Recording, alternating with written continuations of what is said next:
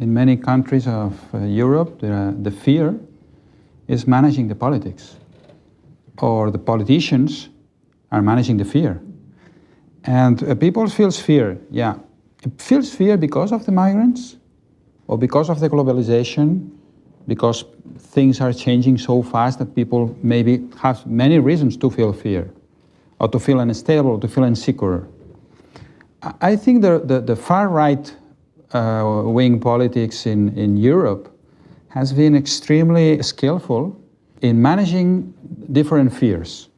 For example, they've been very skillful of managing, for example, the fear about Brussels bureaucracy, the fear about euro, the fear about financial crisis. And they are very opportunistic. So once, for example, far-right used to be not committed to the freedom of sexual orientation, no? And today, just to face against the migrants, Muslim migrants, far-right parties in Holland, in Netherlands, are really committed to the freedom of sexual orientation. When the far-right in Europe always was against that kind of liberal views, no?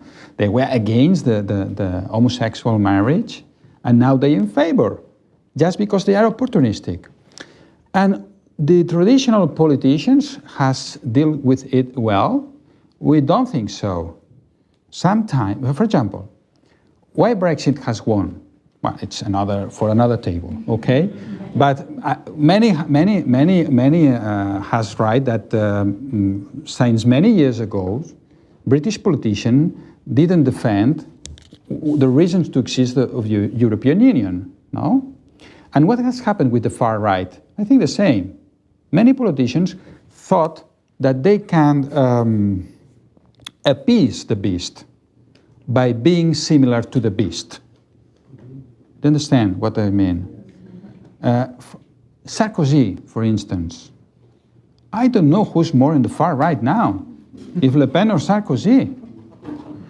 So the idea, the crucial idea, when we are facing the far right populism, is are we going to defend our essential values or not?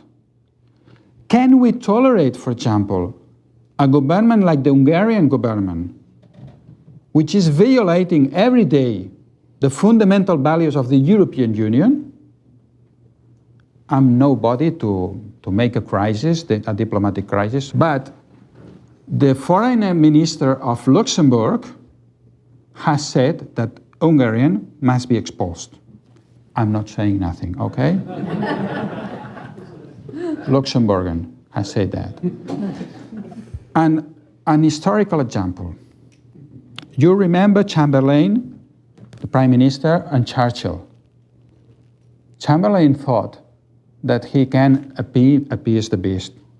He goes there, makes a treatment, an agreement, something like that. And what says Churchill? We have to face it.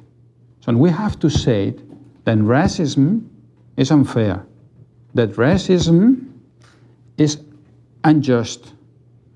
And we have to say that it's very expensive, because unequal societies are very expensive. You lose security, you lose many things. So Europe in this moment is deciding if the history goes ahead or goes back. And if we put the hopes and the projects and the ideas for the better future in our decisions, we will go ahead. But it's fear who decides, we could go back. And it's not only in Europe that. Public opinion will decide by the project or by the fear. I think it's a key point in many countries. I don't want to say more, okay?